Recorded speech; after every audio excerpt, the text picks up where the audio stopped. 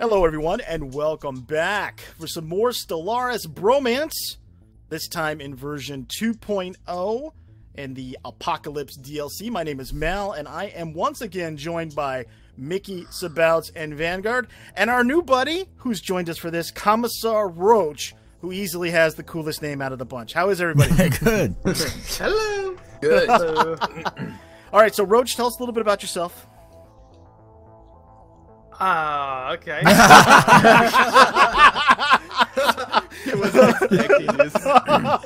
I am a person, yes. Okay. You're not a mineral or a vegetable. No, I was just messing with you. Maybe No, an insect.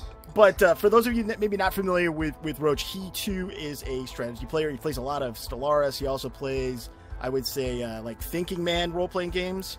As We well. could say that, yeah. Right. So Yeah. he's got a similarly themed channel, so you should check him out when you get a chance. Of course, links for everybody will be below the description of the video. Okay, so we're really excited to be playing Stellaris 2.0. The game has, I think we can basically agree, I think, that they might as well have just launched Stellaris today. It's like a completely different. I know, it's a huge difference. Yeah, it's Stellaris 2. Not 2.0. I don't think single mechanics Yeah. is the same. Yeah. It's Right. Yeah, more or less 80 to 90% of the game is another game now. And we can't talk about we can't do a formal review. We can't say how much we like it. We're not allowed to do that right yet. I will point out they added border boundaries. That makes me happy. Yeah, they have yeah. so many good, I mean, so technically, many quality of we could life say changes. on a scale of 1 to 10 how much we've enjoyed the game. And that's not a review. That's just That's us true. applying a numerical true. value to our That's enjoyment. true. That's true. 10. Well, what do you guys think so far, as far as Pirates enjoyment sucks. level? Enjoyment level 1 to 10? Yeah, Compared to before, or just Yeah. overall score? yeah. Compared to I'll before. give it an 8. Okay. Yeah, Yeah, if before. 8.5. Okay, this is us not reviewing it, just in case Yeah, no, anybody this is just from me. I always This is- apply numerical values to enjoyment. Yeah. to your enjoyment. Before, I guess it was a 7, now it's a 9.5 Nice. for me. Oh, okay, all right. So what So, we'll Mal, do here- what is everything set up as? Our galaxy? We Yeah. have So we'll choke go through that, and then since Apocalypse, not only is the game changed in 2.0, which is essentially the free update, then Apocalypse, which is an additional DLC that's releasing at the same time, adds in like world killers and additional It adds the Titans. all kinds of stuff. Yeah, Titan ships and all kinds of things that you don't have to get, but it's pretty cool. So let's go through our setup, and then we'll jump in the game, and then as we go, we'll be exploring everything that's different in 2.0, because this is a great time for you to be playing Stellaris, because you basically didn't miss anything. Like, if you missed the first party, you can come to this one and you'll feel welcome, because it's a new party. You can meet Yeah, it's a new everybody at game. once. It's a new game. It's All a right, new so game. we're going to do huge galaxy size, so 1,000 stars. We're going to do spiral, 4 arms, 15 AI players. We got 2 fallen empires. We've got 3 marauder empires. This is a new mechanic. Pirates. Yeah, they're actually like mercenaries, though, right? Yeah. They're like, you can even hire them at a certain point, which is kind of cool. But this is a new, also the marauders tie into the new mid game, right? They can form like a whatever. One becomes the Khan, and they all group up and try to smash everybody's face. It's kind of cool. I like that. Like the Mongrel invasion in season. Yeah. That's the best way to describe it. Yeah. Yeah, exactly. Tech tradition cost, default, habitable worlds, primitive civilizations, all default. Crisis strength, we're doing at 0.75 because we are playing on very hard difficulty, so we actually want to have at least a fighting chance. Now, let's be clear about this. We'll just hopefully have a fighting chance. Yeah, we don't want the end game to actually end the game. Yeah, Yeah. more. Which happened in every series before this one. Yeah. Yeah. I did. want to say that 0.75 is still more likely that it's going to end the game. Probably. But we have a chance. That's the point. Right. Yeah. It's As long as we can recognize the end game crisis. yeah. It's like to those that are about to die, we salute you. Yes. Yeah, So yeah. mid-game start is going to be 2350. In-game start will be 2500. And then you can see here, very difficult. Advanced neighbors are off. We'll be clustered together. And then hyperlane density, we did some tests. And I do want to mention thank you to Paradox Studio, who gave us all a couple days of early access to get familiar with 2.0. So thank you very much to the dev team for that. And we've done some experiments. Awesome. They are awesome. We've done some experiments, and we think 0.75 is the best mix for hyperlane density. Somebody real quick want to explain that to the folks why? Yeah, basically because you have a limited number of strongholds, that's star bases, and it's a new system, and you can choke point better if you do that. And everything we ever asked on our previous series, they just listen, and it's here now. You can do a defensive war using star bases, and they have a very huge battle power, so you can defeat a twice as strong enemy as you are just by holding them off on a star base. That's why we are doing low density hyperlanes, so it's more viable to choke point everything. So yeah, it makes the galaxy more structured and yes, more like terrain and less like a web. You know, yeah, I think we should also go over the fact that it's the whole FTL system has been changed since the last. Basically, there's only hyperdrives now. The jump drives and warp drives are no more. That includes jump drives. Jump drives can only do hyperlane now. They just have a very low cooldown. Yeah, I mean, honestly, it's everything we've wanted, because we've always turned on hyperlanes in our playthroughs, but we've never been able to really properly make defenses work, even though we've always tried to set up fortresses and everything in different systems and create choke points. It never worked like we wanted it to, but now it's going to. Yeah, just for guys that are not understanding everything we are saying, Starbase, there are 4 levels of Starbase. The last one is a Citadel. It can hold up to 26 or 28 defensive platforms. I don't remember exactly the number, but and those defense 28. Okay, so 28 platforms, and every single platform counts more or less like a battleship. So, and the star base itself is way more powerful than a Titan it is. So it's around 50k fleet power, and they also reduce the fleet size for everything else. So 50k battle power now, it's more or less 200k in the old game. Yeah, I mean, you can't do the massive fleets anymore. Exactly. You have to, death stacks have been reduced. Yeah, I mean, they changed everything. So it's a new game. As you should probably all just, if you don't know what we're talking about, just go and read the dev diaries. Exactly. It's highly documented. There's a lot. Which will link that too, probably. Absolutely. You're gonna want to read it, because it's literally a whole change. Well, the whole point though is that we are going to cover the 2.0 changes as we go through. So that'll be a huge part of this particular playthrough, will be us spending the time exploring the game alongside of all of you to make sure that what we have learned so far, that we're sharing that with you. All right, so guys, let's go ahead and jump in, and then we'll talk on the other side. Okay? Hold on. Oh, what's up? We forgot to say something. We changed the mid-game start year and the end-game start year by 50 years to the mid-game and 100 years more to the end-game. That's because we're playing on very hard. It's going to buy us more time to have a fighting chance against the end-game crisis. One way you can defeat the end-game crisis on extra hard difficulties is lowering the strength or increasing the time you have, so you can pick up the technology with the insane or very hard AI, so you have a fighting chance. You have the time you need to build a strong enough fleet to have a chance to defeat the endgame crisis. And just for point of reference, if I remember correctly, very hard means that they're getting 75% of all resources more than us. Yeah. And on insane, it's double. It's either double or triple the resources. Yeah, it's double. It's significant. All right, so we will catch you on the other side. We'll see you in game in just a second. Okay, folks, here we go. So some of you might have heard like our behind the scenes version, which you can hear on Roach's channel.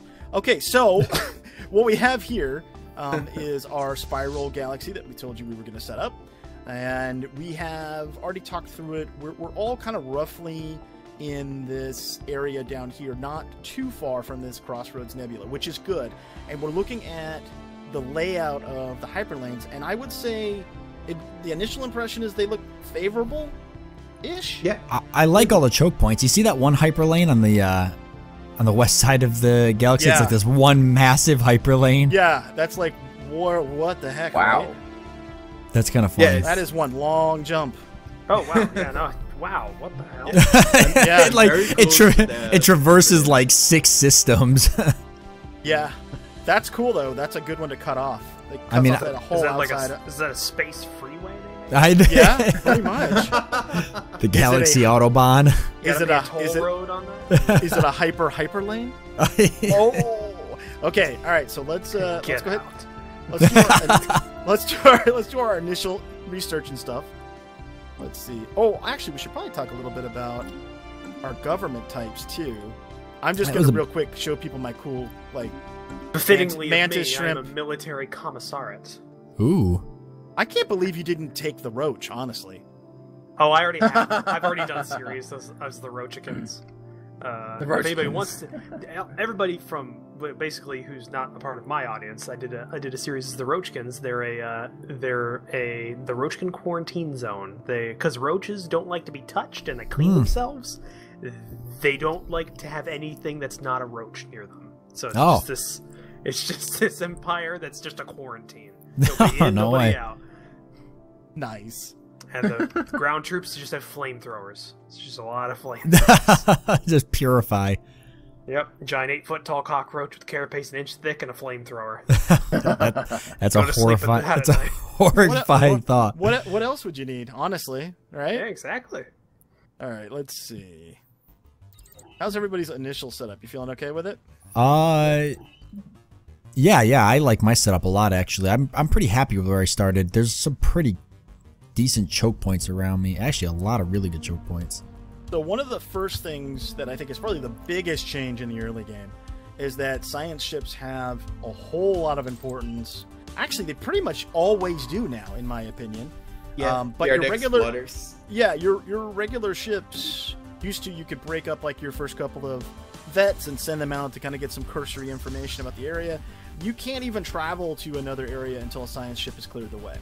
So they have a new thing, explore now. Which they can explore and they can survey. Survey is the old job, and explore. They need to explore the system before anything can move to that system. If you have not explored that system, you cannot jump there. Period. Yep. Right. That's interesting. Right. And then I'm pulling down the more menu just to show people there are some changes here. So you've got planets and sections, you've got policies and edicts, factions, and then there's a new function called claims, which once we get closer into some warfare, we'll go about that, and we'll talk about that more in depth then. But functions close to EU4's claiming system and things like that. Yeah. Just kind of you're telling the galaxy that you have a claim on that system, which means you can press it in a war. Whereas if you don't, you can't, or at least it's more expensive, right? And yeah, the way that you do claims and the way that you expand your territory just through the exploration process is, I think, more. You actually spend your influence stat more frequently, and I think on more important things than you did in the past. Like, it just makes more sense. Anything that's a monthly tick on influence has essentially been knocked out of the running, because all of your outposts and things like that used to be a drain on it are gone. Right.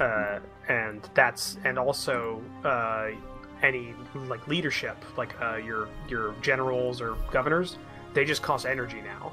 They don't cost influence.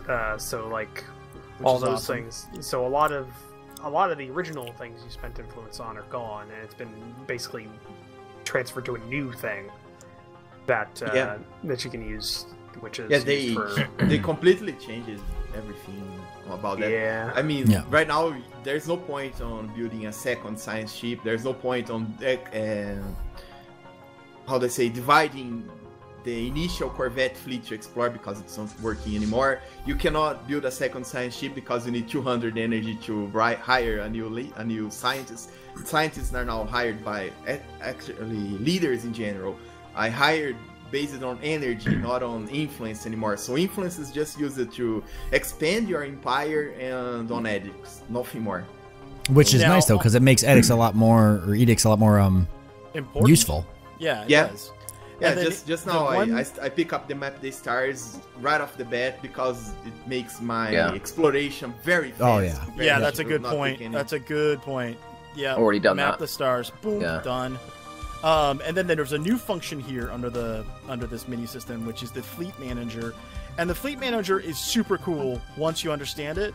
And I'm not that bright, so you know, maybe it took me longer than maybe it will some of you, but it took me a little bit to figure out how to use it properly. But we will go over this again as we get more into it. But essentially, you can set up your fleets, and then with a click of a button, you'll be able to either retrofit them, or there's a new function called reinforce.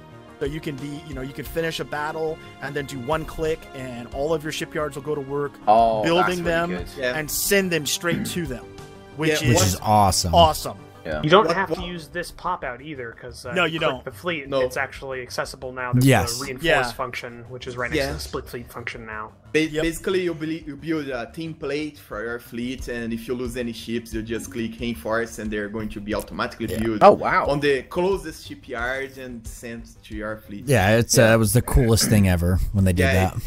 They just hit the spot with this one. It's way easier to manage your fleets now.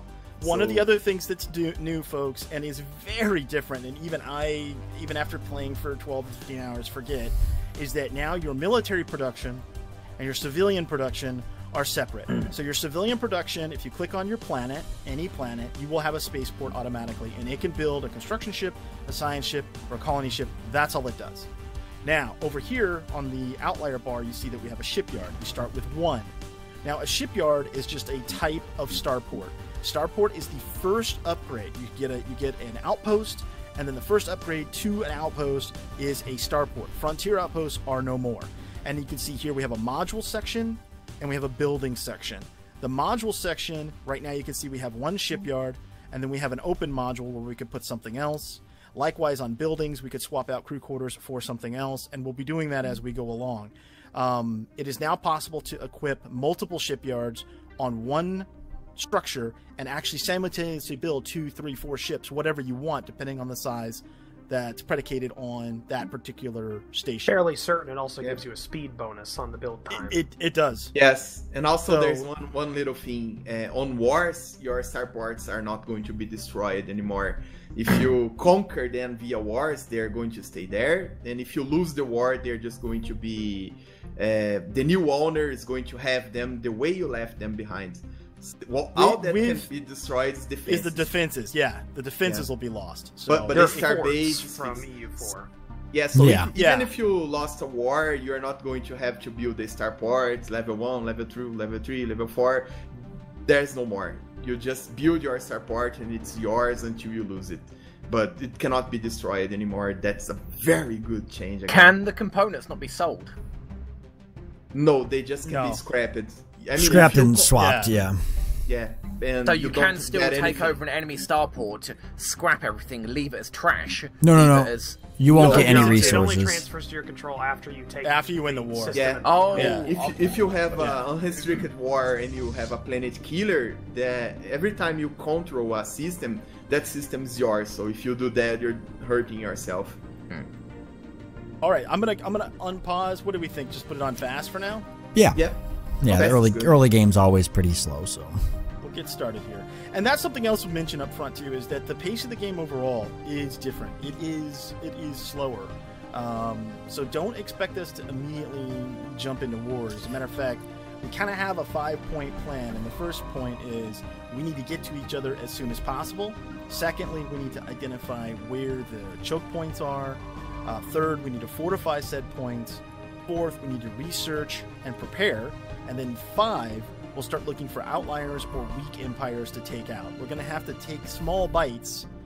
The gameplay is very, very different than it was before. It honestly is a new game. It's so different that I went from powerhouse player to losing the pirates in my first 2.0 game. Oh, pirates have been made assholes now. Yeah, They never stop. Yeah, I got completely wiped by pirates. I mean, just wiped. It caught me off guard. And I didn't even expand properly, so yeah. There's another thing, just because we haven't said it yet, is the way that influence and your borders now expand has been completely changed. It's not based on your population or anything like that, or outposts. You have to build an outpost in a system to claim that system. So there's no more like jumping spiral arms that you can't actually get to. It's all you have to be there. You have to set it up and actually have a claim in the system to claim that system. Yep. So if you guys are if you guys are familiar with EVE Online, it's exactly how EVE Online works. To give somebody comparison. If you have an outpost in the system, that system is yours, period. As somebody who has 800 hours in EVE Online, I totally know what you're saying. Yeah, that's why I'm mentioning. It's the only other game I know that has the same system, and it's a great system. They nailed everything in this expansion. Oh, and also you were talking about the pirates before. If there are no unclaimed systems, if everything is controlled, the pirates are gone.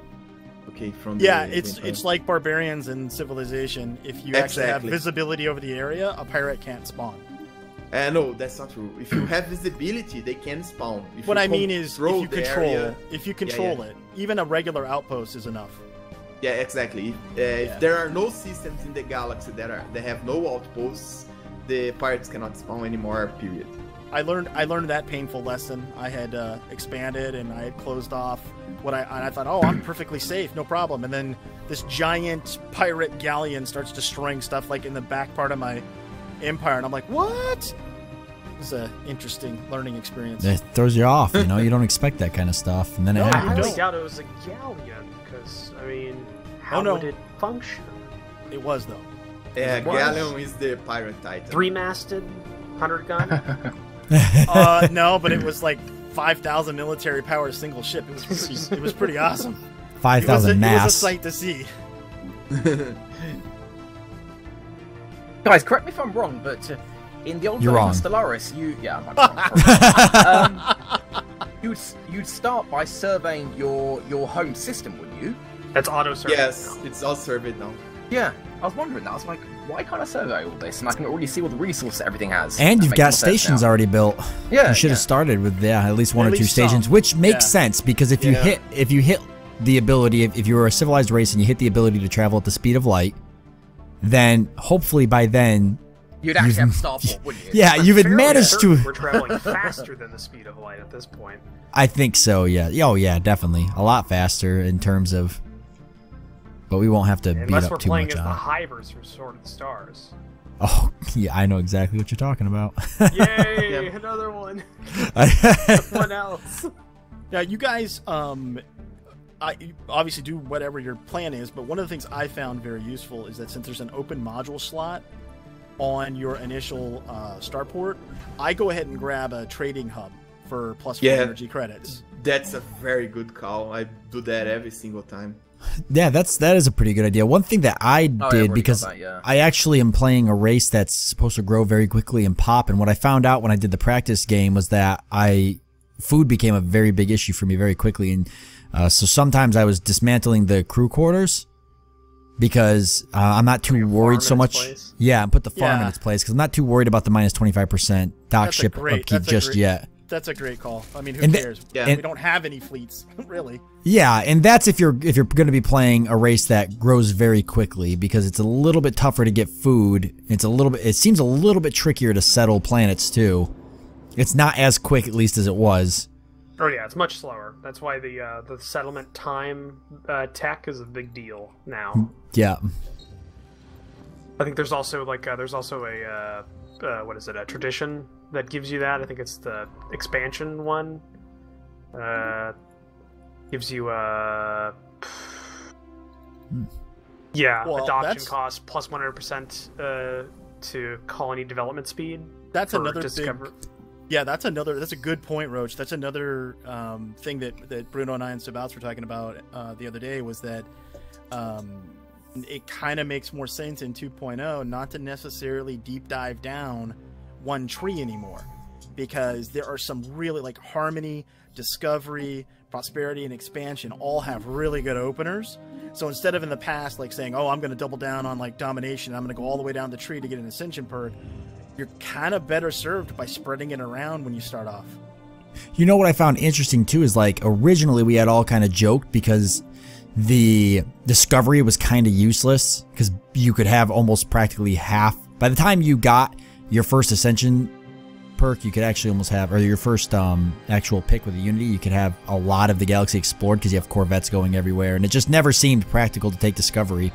But now I find that it's... I'm trying to decide, right... It's funny you should mention that. I'm trying to decide right now between Discovery and Harmony as the first pick. I go Harmony. I pick Discovery. As you said that, I just picked Discovery with Sabouts. I'm gonna take Harmony because I want the 25% growth. And that anomaly discovery chance plus 15% is amazing. Yeah, I took Discovery too. All right, you bastards convinced me. Fine. Discovery and Harmony are the best ones. They are equally good, depending if you want to build tall or if you want to build wide. That's the choice. If you want to keep in your corner of the galaxy, Harmony is better. If you want to expand, Discovery is better. Funnily enough, they've actually, in my opinion, they've also nerfed one of the other ones that I always took, which was Supremacy. Yes. Supremacy had the best adoption perk by, just plus 25% borders immediately. You just that's amazing. But now it gives you starbase capacity, but that's not really a big deal in the early game. Yep. So it's kind of at this point not really that useful. So it's better to go for the non-killy traditions. So the whole hyperlanes thing, remember I said we were talking about do we want 0.75 or 0.5? I just ran into the example of what I was talking about. I've got a 500 military power alien force that's keeping me from even exploring anything else right now. Ooh. Yeah. Is that a space amoeba? Because those move now. I don't know what it was, honestly. I didn't stay long. What was the fleet power? It's 532. 532. That's probably amoeba. Yeah, it'll probably move. Yeah, because it's fine. In my personal game, I was boxed in on 3 sides with those, but by the time I got my fleet to there, they were gone. Then they had been moved to a slightly south of me, so they just kind of jump around.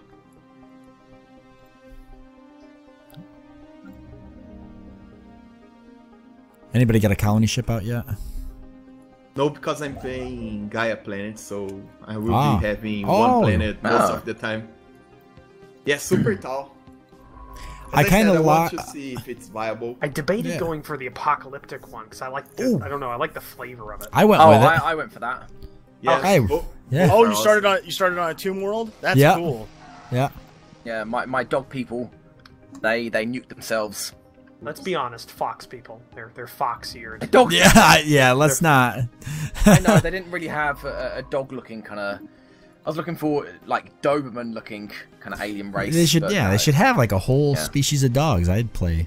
I'd play that. Yeah. Chinchilla Terrier. Keep going. Man, best friends. Attack of the Chihuahuas story pack. Man's best friend. Or greatest enemy. That's that's what I'm going with. You never know. They look cute on the outside. I'd pay for that movie. Well, okay, guys, but believe it or not, we're actually at time. So, any closing thoughts on our first episode? I'm excited about this. I'm not excited about this being blocked off over here, but I'm excited about this. I'm terrified because I get the impression that I'm completely on my own. Because you guys seem to be primarily on the west-hand side with, was it you, Roach, down kind of southwest, I think? Up. No, I'm in northwest. Who was southwest? Galactic north? Dude, there's no cardinal directions in space. Well, I mean, judging by the galaxy map, with the north being up. Yeah, I'm on the bottom. You're gonna meta it, maybe. Yeah. Oh, so it's you, Vanguard. Yeah. Yeah, but I'm like the other end of the galaxy from Vanguard, with everybody else being kind of primarily west. So I'm a bit worried. No, I'm near you. I'm east. It's okay, Mickey. Don't worry. I'm southeast. I know, but I'm north. Yeah, but I'm in like right up against the edge. If you're right up against the edge, I'm also right up against the edge. That's so clearly, clearly, I don't know, like 40 jumps away, maybe more.